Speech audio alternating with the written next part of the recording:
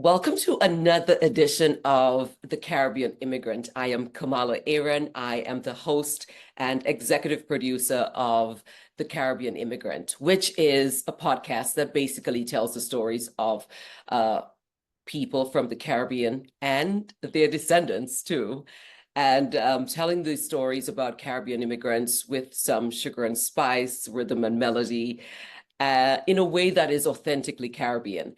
And the person who is pulling up to the Caribbean immigrant today is none other than Dexter Doyle.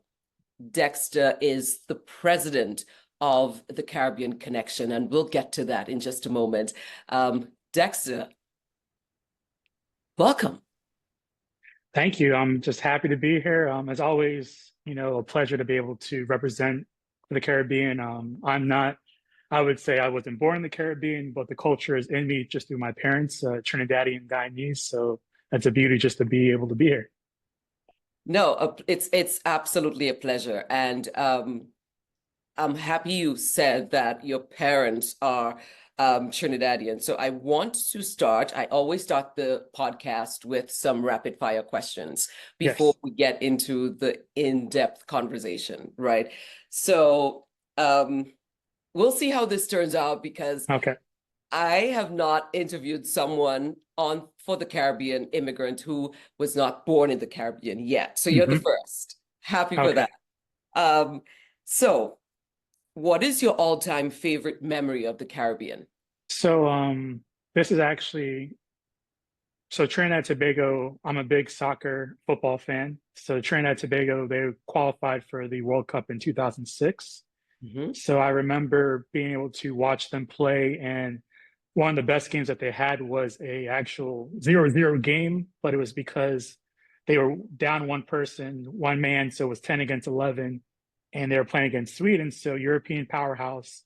And our goalkeeper from Trinidad was able to just do these, magnificent, saves. And I would say you see the crowd of excitement just because it was like we didn't lose, it was a draw. But I feel Right. like, my dad was happy. He said family back home was partying. He was excited. So just being able to see that we're just happy to be able to be there on like a showcase of the World Cup, even if it's not a winner. Oh, that's amazing. What is your favorite Caribbean saying? So this is recent. I'm I guess since 2016, a Carnival chaser. So Doe stick, just because I feel like that's easily applied, in which a lot of times I do pay for early bird tickets. I tell my friends that they want to go to events with me, like, we really have to start this. You can't wait last minute. Some people wait last minute, but that's how you miss out on sold out tickets or events. Right. And I feel like that's a good way of living life, just being able to just, if you have a want, just do it now versus saving it for later. Very interesting. Who has the best dialect? And give me your best version of it. So recently I've been actually doing compa lessons, dance lessons. So I'm actually gonna Really? say Haitian, yeah, Haitian Creole, in which um I'm not gonna butcher the impression, but tombe sous tête is a word or phrase that I learned. And it's one of those in which I feel like listening to a lot of compa music and songs, I just love the mixture of the French, and it just has a nice coming off the tongue, I would say, feeling to it. I've never heard that one. What is it? What does it mean? Do you know what it means? Tombe Suite is, I feel like it's almost like an insult. It's related to like I think it might be a saying of like something your head's falling off or something to that extent. Yeah. Ah, because I'm from Dominica, and in Yes. Dominica we speak Creole also. Hmm. So we have a lot of a lot of things in common with Haitians. And by the way, we don't eat animals. I'm just gonna leave that right there. Yes. I'm Ah. just gonna leave that right there. What is your go-to Caribbean song?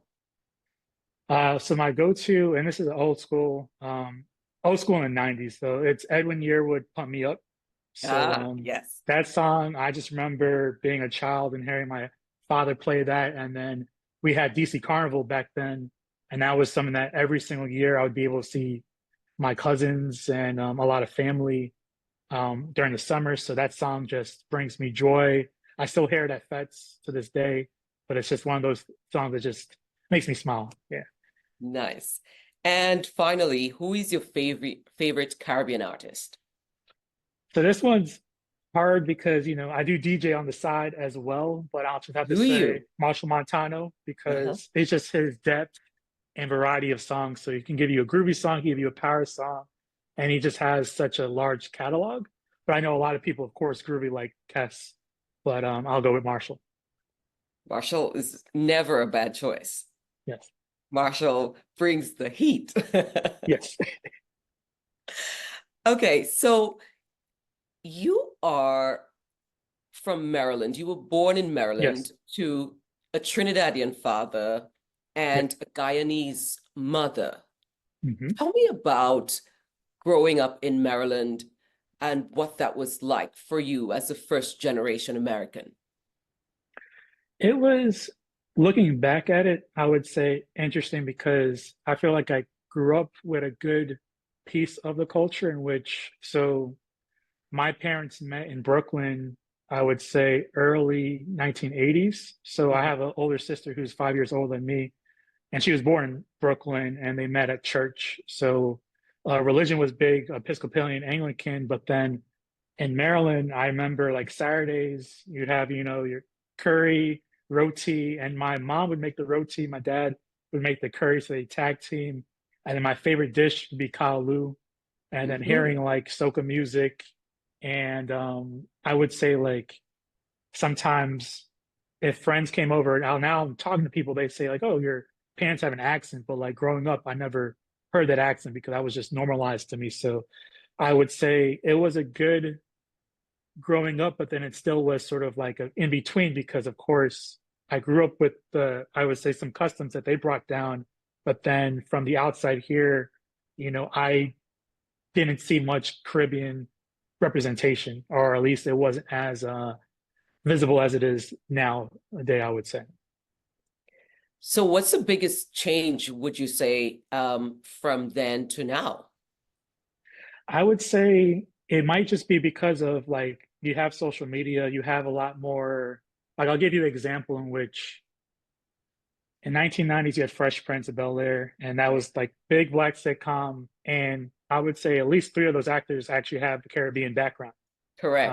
Ashley, Jeffrey, but at that time it was just you see them as black, but then you have the new, I would say, Fresh Prince of Bel-Air, the ones on Peacock, and they actually have more of Caribbean representation in which I think Jeffrey UK, but then he's going to like a place that's playing, Caribbean music, Jamaican music, and it's just you see a lot more exposure outside of it. But I have to say back then you only really saw when people saw Caribbean, it would be like Jamaica. But now, you have a little more representation of like, oh, it's not just Jamaica holding it down. We have other countries that make up the Caribbean. This is one of the things I actually say to people all the time when, they ask me where I'm from and I tell them Dominica, and I have to specify it's not the Dominican Republic. Yes. So I specify that.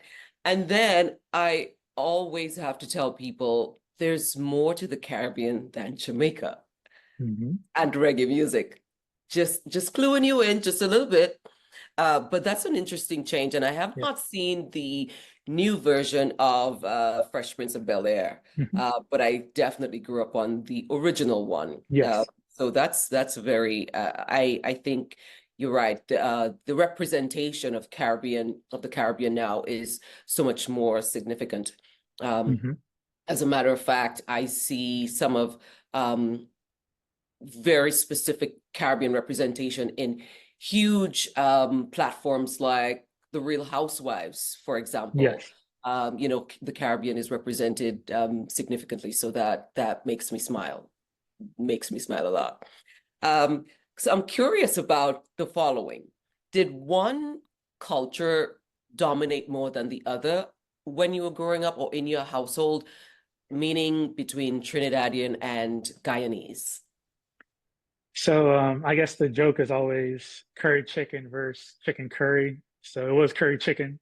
So I would say the Trinidadian dominated more, in which and that would just be based off of just relatives. And then also, as I've gotten older, I still haven't been to Guyana, but I've been to Trinidad numerous times. So Guyana is still on my bucket list of making sure I can go visit. But yeah, Trinidad culture was probably, I would say, excuse me, the breakdown maybe 70 to 30%. Yeah. Got it. So why have you not been to Guyana yet? So unfortunately, when I was 19, my mom passed. So I Sorry was in to. college at that time. So then that sort of broke that tie a little bit, in which I have a lot of family in Guyana, but for my mom, and I guess another thing I'll be really transparent with everyone is that my parents had me when they were 41. So even though I have a sister who's 5 years older than me, they both had children from previous marriages. So I have siblings, as my oldest sister is about almost 20 years older than me. So Oh, wow. another interesting fact is I am an uncle, but I've been an uncle since I was 3 months old because of the Got age it. difference. Because of the So age difference. Yeah. um, my oldest sister was born in Guyana from my mom's side, and that's something that a lot of my relatives. So I never met my grandparents. I never met my uncle on my mom's side, but I did meet some of my aunts on my mom's side that came to the States to visit my mom while she was living. So that was nice. But then once that, yeah, 2007 happened, it really is now the connection is just through Facebook. So I am trying to make a better effort of communicating. So, for example, this past Caribana, I found out that I have Guyanese family in Toronto. So I went to Caribana and I was able to meet them. And it was beautiful just because first time meeting them, I just know their name, but it Mhm. just felt like home. And I described it that way, in which, they treated me. It just felt like we didn't know each other, but then we knew each other because of just the stories and the connections. So that may be something that a lot of, I guess, Caribbean Americans can share with. So. Very interesting. Um, what kind of influence did your parents have on the person that you are now? And I'm saying that Mhm. as a full-fledged Caribbean woman Yes. who migrated to the United States just 6 years ago. So I Mhm. was born and raised in the Caribbean, and I have a 7-year-old son. So I'm interested to hear the influence that your Caribbean parents had on you.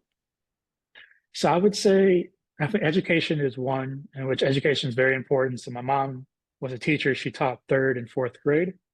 And my father, he worked at the World Bank, previously UN, but like he never went to a university. So I would say it was one of those in which they wanted a better life for me. Right. Even like some of the things in Trinidad, like he made an emphasis on like things that I think we might take for granted, like going to the dentist. He just like in Trinidad, he didn't have the opportunity to go to the dentist. So like take good care of your teeth, take good care of different things, always, clean your plate because, sometimes food, that's something that I feel like we're used to, oh, I don't like it. You could trash it. But then back home is just like, you don't have that luxury. So I would say just being more grateful and also treating people how to like to be treated. So more, I know in America, it's really individualistic, but like the collectivism, I feel like they still pass down, in which I saw the power of just having a community and also being able to like be kind and do good things without looking for something in return. Got it. How strict were they, though? Though I honestly was afraid of my dad. He's a disciplinarian. I felt that it was very strict, in which, yeah, I felt like I lied just to get out of trouble when I was little, just because, my dad was a father, a provider, in which he'd go to work, come home, he'd have his little taste, he'll have his beer, and then just rinse and repeat. So my mom was more understanding, but I remember they definitely set the tone. So there's one time in the 90s, it was like these keychain super soakers were very popular, and I wanted to get one. So I ended up stealing one from the store. And my mom found out, and it was one of those in which, you get the belt, but then also we had to walk to the store, and I returned it to the store, never stole again after that. It's one of those in which I think they were able to correct behavior because they wanted to protect me, but then also just set the right, I guess, moral compass for me going in the future.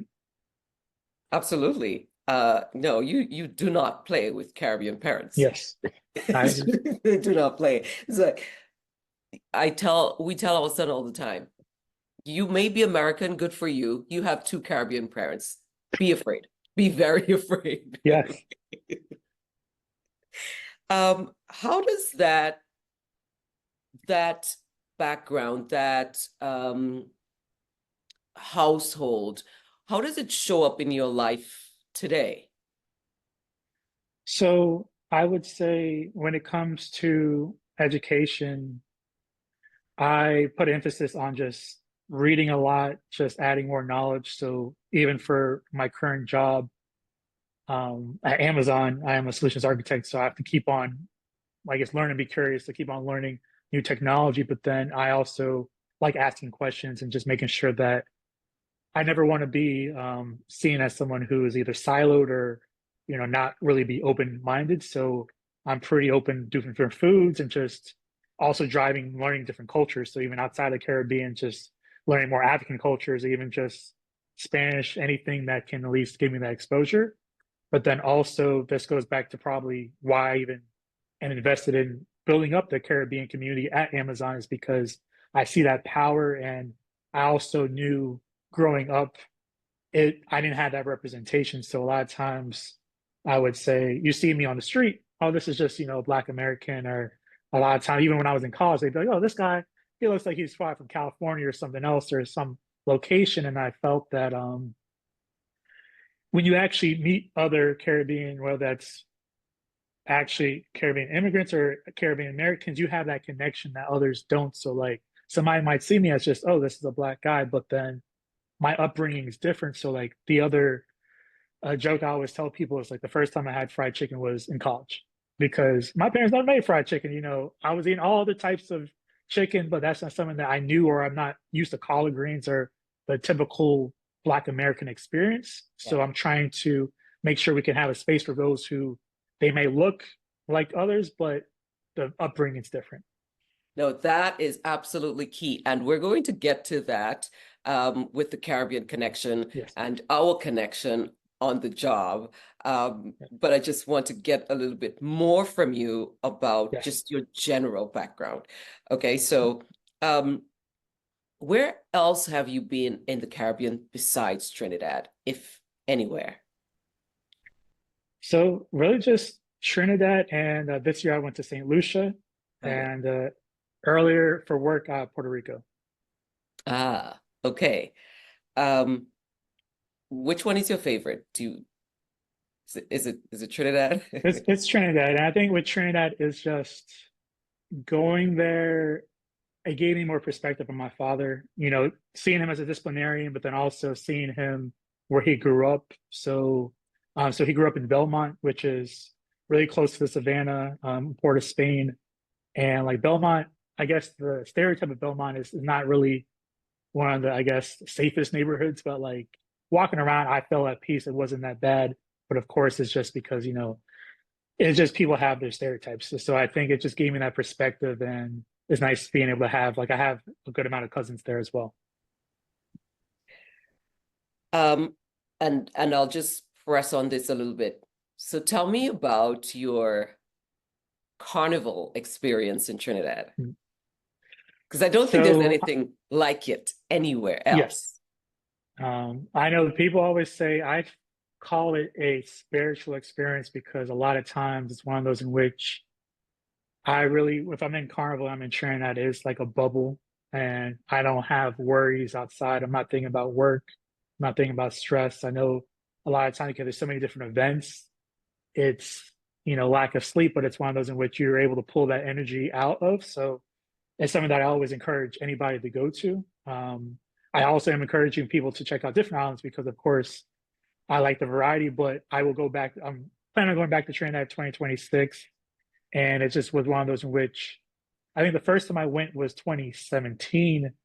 And I actually went by myself. Even though I have cousins there, I Mhm. traveled by myself. And it was nice because I feel that it's really easy in the carnival culture to be able to make friends and just connect because people are pretty friendly, open.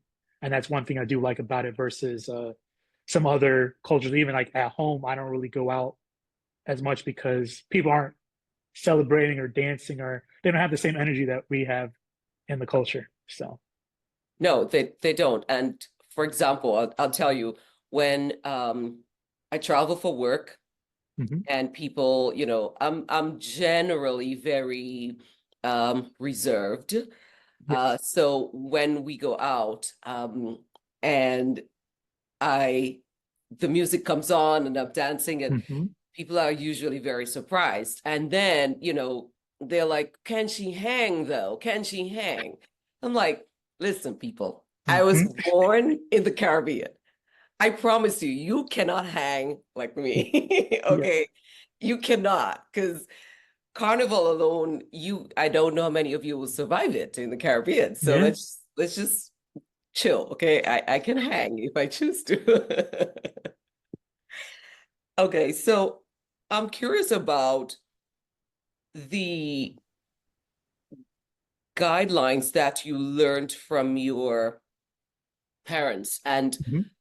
do you intend to pass them down? Because, of course, you're fully American, but that Yes. influence, what would you choose to pass down to your own generation, from the Caribbean uh, teachings of your parents?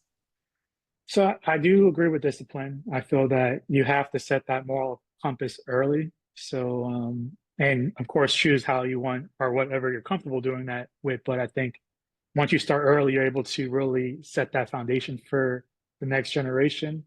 But I also do agree that we have to keep the culture alive. So, one of the challenges I have is I bought a Caribbean recipe book because I've talked to my father and tried to get more recipes from him because I know I have to carry that on because there's only a few Caribbean restaurants out there, but I want to make sure that I'm able to pass the food, culture, the music, and it's just also just being able to share my experience, like even going to different carnivals in which I get just a happy feeling just dancing and just being able to like I hear the music, the sound, and just like it gives me like a high that is very difficult to describe. And I feel like that's part of the blood of being able to be there and just be like, I really hate the parties or events that people aren't dancing or moving around. Like I don't want to stand around, but if it's hearing people dancing, it's just my energy is up there. So it's always funny seeing people see me in the carnival element and then they see me because usually I'm just an introvert outside of that. And they're like,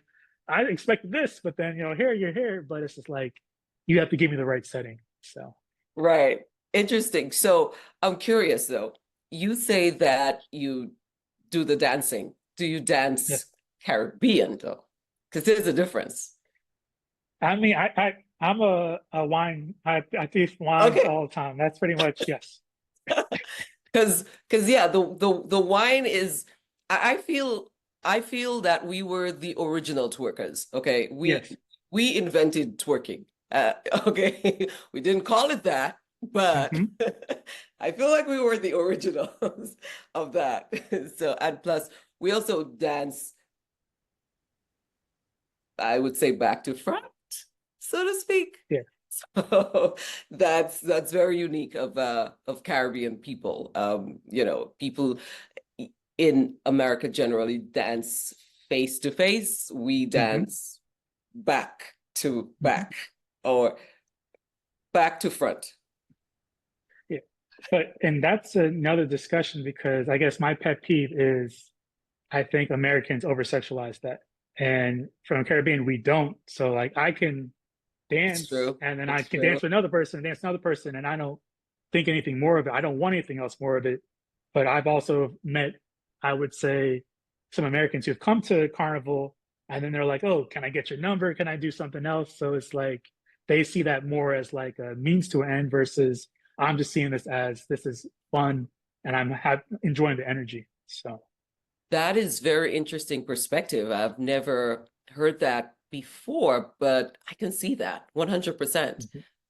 So before we get into the Caribbean connection piece, tell me about this side hustle as a DJ. Oh, so it started in college. So this was 2008. So when I got, and this must be also the connection of I love music, I like dancing. So when I got to campus, I found there was like a party group called Black Box. It's named because of it was hosted in a Black Box theater on campus, and they threw parties, no alcohol. And the beauty of that was that if there was no alcohol, that means the music and the DJs had to be really good and people were Yes. actually dancing. So like it was fun because you always had pretty much the Caribbean, black, pretty much anybody who were like, I can party without alcohol and I just want to dance would show up there. And I got to see the DJs. And once I started running it, I felt that I can do the same thing. So I started DJing 2008 and I continue doing it. I have a website and I love doing it because talking about sort of just from my parents, what they taught me, just really education and knowledge, just being exposed to different cultures. So like I'm able to learn new genres. So like South Africa, so they have Amapiano. I'm able to learn, different islands, also soca, like just being able to do a St. Lucia Yes. mix, and then also doing what's Bayesian, like trying to expand my taste because, I would say earlier days it really was I was listening to whatever was on the radio. So you had your hip hop, R&B, rap, and I wasn't giving as much attention to a lot of the more international genres. Got it. Um, okay. So let's get now to the Caribbean connection Yes, piece.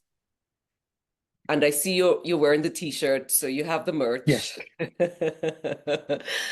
I need to get some of the merch. yes, So you are the president of the yes. Caribbean Connection. And just for the sake of our audience, um, Dexter and I both work at this company that people may have heard of. It's called Mhm. Amazon. And so I know you as the president of the Caribbean Connection Yes. because I joined that at Amazon, we call it an affinity group. It's Mhm. basically like a resource group of like-minded individuals. So, for example, there are Latinos at Amazon, there are Asians at Amazon, there are Black employees at Mhm. Amazon, women at Amazon, all different types of affinity groups, as they're called at Amazon. And you are the president of the Caribbean Connection. I cannot tell you how excited I was when I saw that affinity group pop Mhm. up. So tell me how that started, you as the president, what does that mean to you? And how did that come about? Yeah, so we are actually still not a official affinity group yet. We're Yes, striving to become an true. affinity group, but we're in the process of doing so. And it came up. So I joined Amazon at the end of 2020, and I got there and I joined the Black Employee Network, but I also was like, "Where's the Caribbean group?" And at that time, there was just a few of us that were there was a list of, I would say, Caribbean Amazonians. And then eventually that became a Slack channel. So we became a community that way. And I saw just so many flags of representation.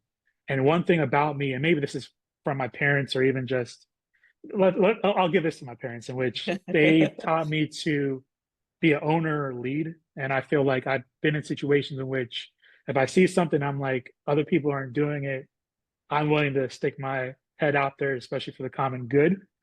And I knew we should be an official group. Like that was the goal of Amazon should recognize the Caribbean because, as you mentioned, they have.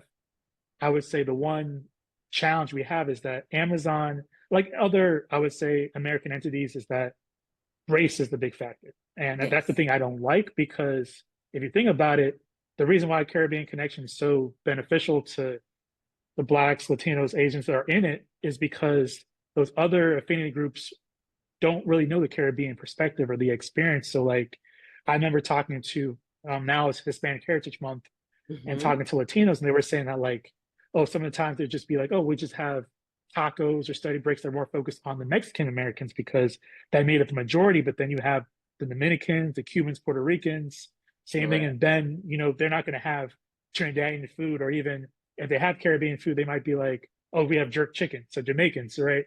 So it really is to have that community so we can represent Independence Day, celebrate carnivals, bring people together, and hopefully not replace these other affinity groups, but also just help to append some of the programming and really be that voice to help the caterers so they know that we're here, we exist, and we have a home. So what you're saying is so critical, and I'll tell you why. Because I am a part of Ben.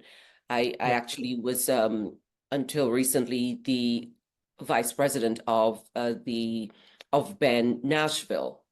Mhm. Um, but what you're saying is critical about that specific representation, Yes. because, for example, just recently at the Paris Olympics, the Mhm. Caribbean did so There. well. And the place that I saw that represented so tremendously, so significantly is in the channel, the Slack Mhm. channel of the Caribbean Connection. And, there was such a celebration of that that did not exist anywhere Yes. else. And so it's really makes a difference to Caribbean people. Mhm. So, I really, I wanted to ask you specifically, um, why was Ben as the Black Employee Network just not sufficient?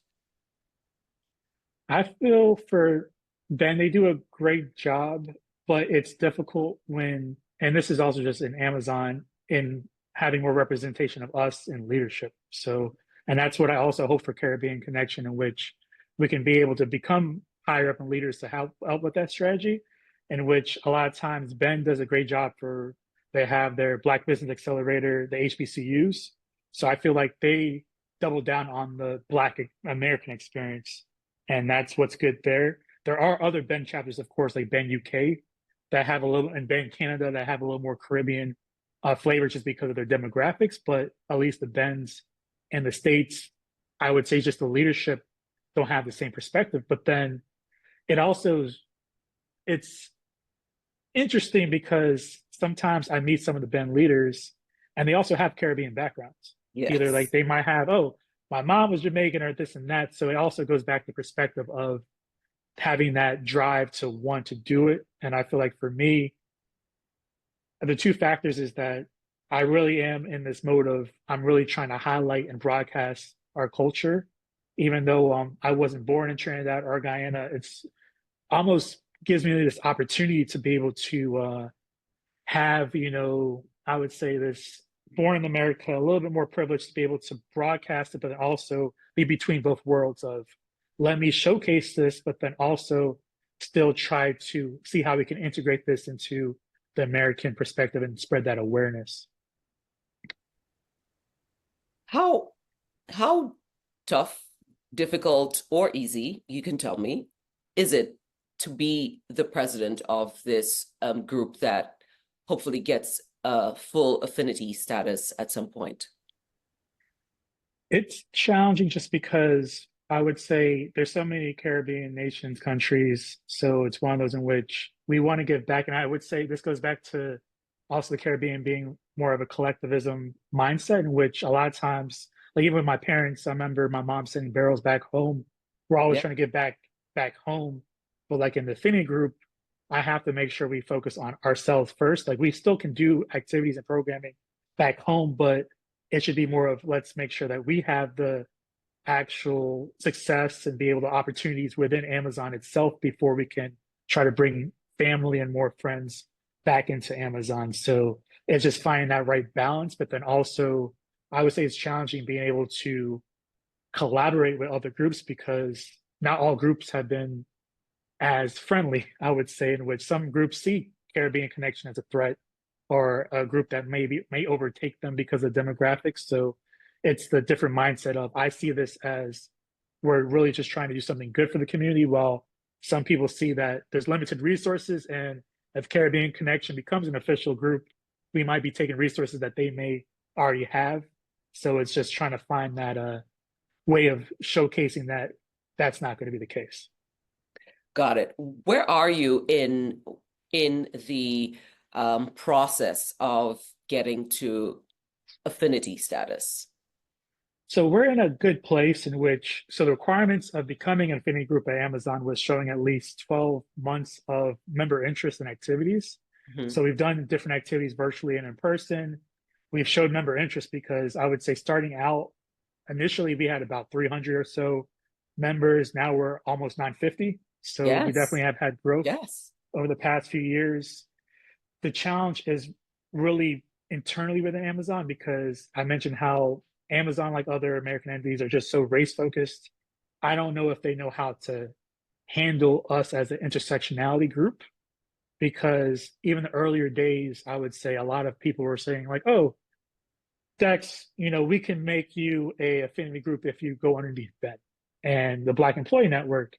And I was against that just because I don't want to isolate any of our Indo Caribbean, our Latin Caribbean members. And I feel like we deserve our own group because we are so diverse. We are a melting pot in which, yes, we have a strong Afro Caribbean presence, but if we become Ben, then it's just going to be, oh, that's what we're almost sort of buying into that race perspective of like Caribbean are only Black Caribbean. Well, if you think about it, Caribbean is so many different races, and that's why I think we're such a beautiful group that could be highlighted and showcased.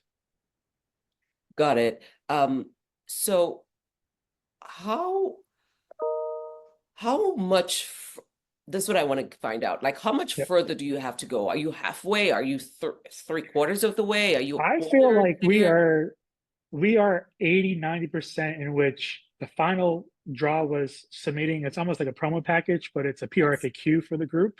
Mhm. Well, we're just waiting for Amazon to make the decision on their process of affinity groups because I mentioned they just are trying to figure out how to handle intersectionality groups. And also, I believe that they feel that there may be too many affinity groups that are active. So it's just Amazon needs to figure out that process for us to proceed.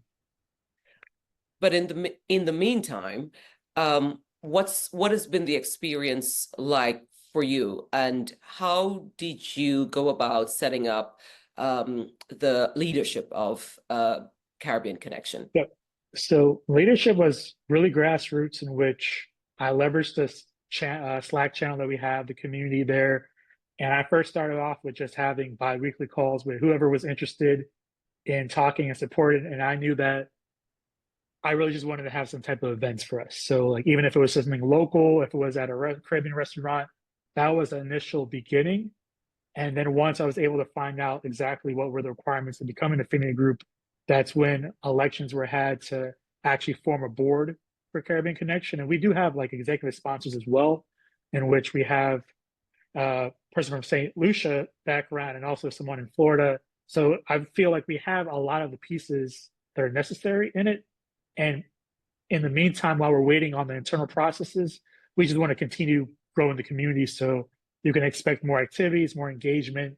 It's just the one thing that's our limitation is that by not being official, we have no funding. So a lot of the events have to be either out of pocket or just free events that are more creative versus some of the other groups that can actually, bring in food or catering and sponsors.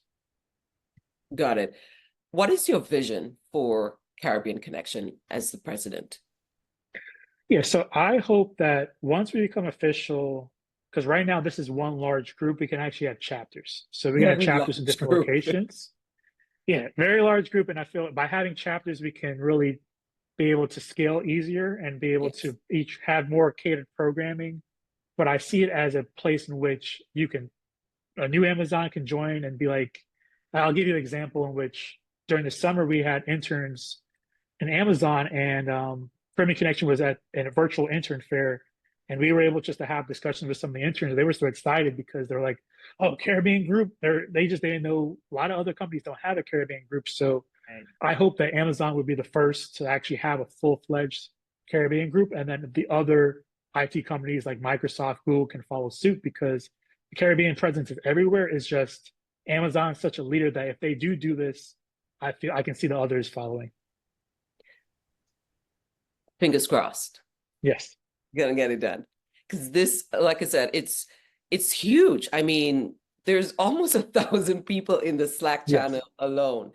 And I am in I want to say 5 million Slack channels because you know how the Slack channel situation is at Mhm. Amazon.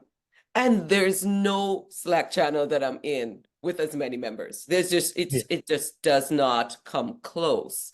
So, kudos to you and the leadership of Caribbean Connection for one really driving that sort of membership and for yeah, people to feel that to feel part of it. But also I want the audience to know that the Slack channel of Caribbean Connection is also a vibe. yes. It's an entire vibe. So Especially compared to other Slack channels. Uh, I'm telling you, it's an entire vibe. So talk to me about, why there is that importance to have that vibe. And let me explain to people what I mean by that when I say it's a vibe. So for example, um, it's probably the first channel that I check in the morning yeah. when I get to work, okay? And then I would see, if there is, for example, Carnival going on Mhm. in some country, there is a playlist of Yeah. songs of the latest soca playlist. There is a playlist of compa music from Mhm. Haiti. Talk about food, and it's just Mhm. like wow, there's so much um camaraderie, and there's so much representation of the Caribbean experience that Mhm. it makes me feel warm inside, that vibe of Caribbean connection. So huge props to you and the leadership team, as well as Yeah. the people who always continue to advocate for participation Mhm. in the group, because there's some channels that are there, but there's Yeah. not really a lot of activity going on. There's not a lot of participation and engagement going on, but not so much in Caribbean Connection. So why is it important for you to, you know, for there to be that vibe in the Slack channel, for example? So I want us to be proud of the culture, and I feel a lot of times other places, and Amazon's a really peculiar company because it gives us the opportunity to do so. Yes. And by leading by example, I feel that I can share the culture, like you said, playlists, music, restaurants, carnival, and like I think at times other people are afraid to share that piece of their culture or themselves. But as us, we should be happy. We're happy that Caribbean Connection exists. This places exist for us. So I want to contribute to that so that people can be themselves, but then also they'd be happy to be at Amazon, in which it's a win-win of I'm able to meet friends, I'm working with this person, but then I see them at Trinidad or I see that at a different carnival. So just our energy is not supposed to be stuffy and just Yeah. professional development. Of course, we want to be successful and we are hard workers, but we also like to have fun, like to play, have jokes, play around, and be able to focus on that community building. So that's why I like to keep that Slack channel light and more, you know, let's share things that, are around the culture. Like when around the Olympics, we should be celebrating. Well, I would Mhm. say that's something that other groups don't have the same level of pride or have that, camaraderie around each other, in which like if I see a winner, doesn't matter if it's a different Caribbean country, it's the Caribbean. Yes. So Yes. I'm rooting for the Caribbean. So No, I felt that. I felt so much pride, in from, just being in that Slack channel. And also there's a roll call, on certain yeah, days. drop the Rep flags. your flag.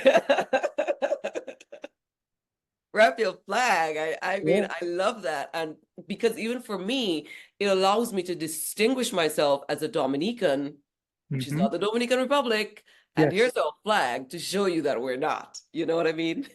So tell me about that, roll call of repping your flag in Caribbean Connection. That's the most successful participation because once somebody drops a flag, and we've even done it. There was one time we had a virtual call, and it was just a membership call, and it was pretty much just people just say, "Hey, I'm from here, here, I'm here," and it's just beautiful being able to see. And then other people like, do you know this person? You know this person? Or we might be cousins. And it just shows you the beauty of the Caribbean because we're so prideful of just places we're from and just the connections. Yeah. Yeah. Amazing. How has being a part of Caribbean Connection help you navigate this ginormous company that is Amazon? I would say that I've always been in search of a tribe. And like I feel like I have different tribes, but it's one of those in which the Caribbean is a very large tribe, and it's just like same thing as just going to carnivals and just having that level of community. So I would say internally it's been great in which I've been able to, I would say people see my title as president, but then also my role as a solutions architect. And they were like, I'm interested in that role. I have conversations with them. So I've helped at least three, I would say, Caribbean Connection members become solutions architects from different roles. So like, and I've also heard stories of other roles, people just talking and being able to link up and be able to share advice, job postings. So I Yes, would there are say tons that, of job postings in yeah, this chat. there's a way just for us to be able to have another layer of connection that may not exist because in other places, because even on my team, I would say I'm not as open because people don't understand the culture at times. So like I could connect with them on the level of we're doing the same activities, but having that deeper connection of you know where my parents are from, or you eat the same food that I eat, or you know this artist is just a deeper connection to have that level of intimacy and rapport that can really just allow you to even be more successful because it still goes back to the community, the tribe is what's going to elevate you versus just one person yourself.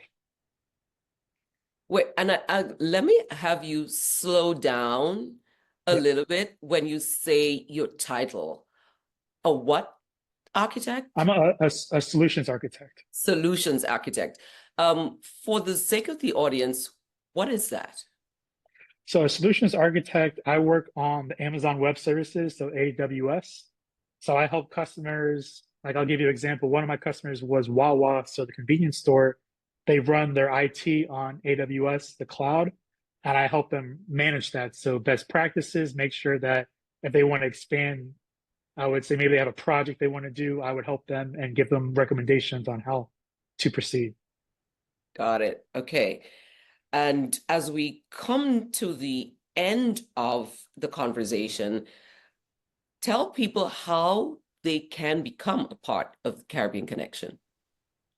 So with Caribbean Connection, it's right now it's Amazon, of course, we're Of doing course. activities, but we have a LinkedIn page. And my vision, as I mentioned before, is that other, I would say companies would follow. So if you're not at Amazon, you could send an invite to the Caribbean Connection on LinkedIn. Just search Caribbean Connection, one word. If you're in within Amazon, you could join our Slack channel. As Kamala mentioned, it has vibes. We have a lot of activity there. Once you Total join vibe. the Slack channel, I even have it so there's an automated message that I'll give you the link for the email list. And I would just say engage and share in the Slack channel if you have ideas for events. That's what we're looking for because the beauty of the Caribbean is we're all scattered around globally. We just need somebody to be like, oh, you want to check out this movie? You want to go to this fete, go to this carnival, and then we can come together. And it's always strength in numbers. And why is it important for people, even if they're Black and they're in Ben, but why would you say it's important for them to join specifically the Caribbean Connection? It's the awareness in which I would say goes back to just being informed and being educated, in which there's so many different cultures. Like I know there's a Ben Nigeria, Mm. then you have different chapters of Ben. It's just we are not a monolithic culture. We're not just, even though a lot of the companies, as I say, just tries to say we are the race is the main factor. There's so many other cultures that you want, and I think just being able to be exposed to it and just be able to understand others, that goes back to being even a better employee, a better friend, a better person in life, just being able to be empathetic and understand, because I had to correct somebody. I would say I had a teammate. I show them a carnival photo, and they see carnival. They see me in mask costume, and then Halloween was coming up last year. So they're like, "Oh, why aren't you doing Halloween? You like to dress up?" And I had to explain. mass is different than Halloween, and that's something that I felt offended about. Oh, But it's yeah. the reason of joining this is to educate because we don't want, even though it's not probably not coming from a mal place, it's a lack of awareness is you're setting yourself up to maybe saying the wrong thing or sort of judging people. Like I always tell people that if I'm talking to a customer, they may look Indian, but they could be Caribbean. There's so many Indo-Caribbean out there, so they could be Guyanese, they could be Trinidad, they could be whatever. But it's like you can't have that assumption based off what somebody looks like. And by joining a group like Caribbean Connection, it broadens your perspective of what this looks like. Skin tone is not the only factor. Dexter Doyle, president of the Caribbean Connection, the hopefully soon to be full-fledged affinity group at Amazon. Thank Hope you so. so much for joining me on the Caribbean Immigrant. I am so excited for what's to come for the Caribbean Connection, and I want to thank you so much for creating that platform for people like myself, who otherwise would not have that specific tribe at this huge company. So thank you so much. Thank you for joining us. And that's another edition of The Caribbean Immigrant. I am Kamala Aaron. We'll see you next time. Thank you so much for having me.